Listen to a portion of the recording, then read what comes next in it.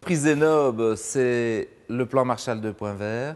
C'est aussi la suite des travaux d'une commission qui s'appelait la commission Zénobe et qui était une commission qui a mis en évidence deux choses. Le décloisonnement, il faut décloisonner la société en Wallonie, et deux, que la recherche, l'innovation était importante. Cette année, première édition, nous avons voulu vraiment valoriser l'innovation technologique, que ce soit au niveau des entreprises, que ce soit au niveau des universités, et c'est vraiment de montrer qu'on est capable et qu'on a des gens d'exception. Alors, je suis très heureux et je voudrais féliciter l'Université de Monte et son unité de recherche d'avoir obtenu le prix. Je pense que mettre en évidence nos chercheurs, ça a plusieurs éléments. Un, c'est d'abord dire à quel point nos chercheurs sont des gens de qualité. Deux, c'est de les sortir un peu de leur laboratoire. Combien de nos concitoyens connaissent la qualité et l'importance de nos chercheurs dans le monde économique. Trop souvent, ils sont méconnus et tout le monde sait aujourd'hui que ce qui n'est pas connu n'existe pas. Et donc, il faut les valoriser.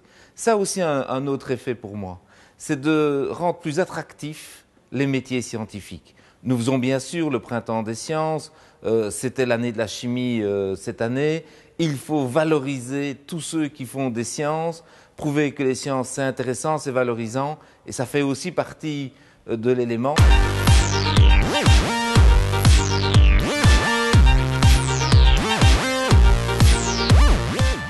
Une grande fierté, d'abord en mon nom personnel et surtout au nom de tous mes collaborateurs d'aujourd'hui et d'hier et ceux qui viendront encore.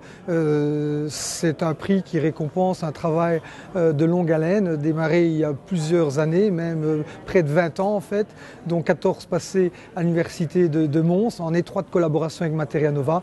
Donc un grand bonheur pour tous ces chercheurs qui finalement témoignent parfaitement qu'on peut démarrer une recherche à caractère purement fondamental et l'appliquer finalement sans en avoir la moindre idée au départ.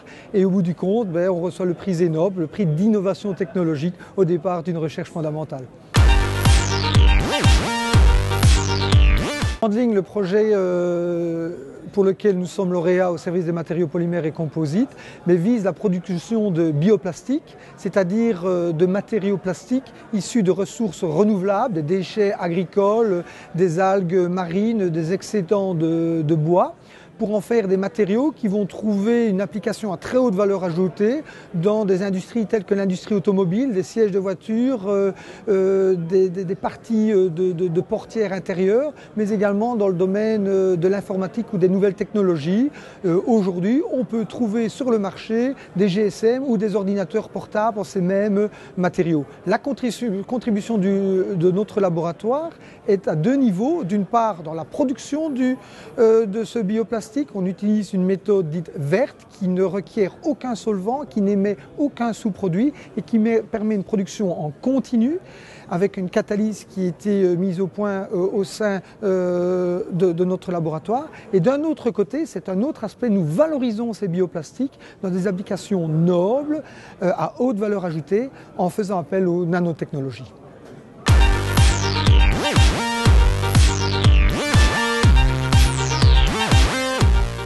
Mais je crois que c'est assez extraordinaire effectivement pour l'Université de Mons parce que ça montre qu'une université peut avoir une taille plus réduite que les autres mais exceller dans certains domaines. Et donc en particulier dans le domaine des matériaux, il faut savoir que l'Université de Mons présente un pôle d'excellence tout à fait extraordinaire, tant au niveau de la recherche fondamentale. Il ne faut pas oublier qu'effectivement Philippe Dubois est le 18e chercheur mondial selon Thomson Reuters, et en plus effectivement avec des applications tout à fait importantes pour la société, et le prix de l'innovation technologique que nous venons d'avoir évidemment nous conforte dans l'idée que l'on peut faire des choses tout à fait extraordinaires au sein de l'Université de Mons.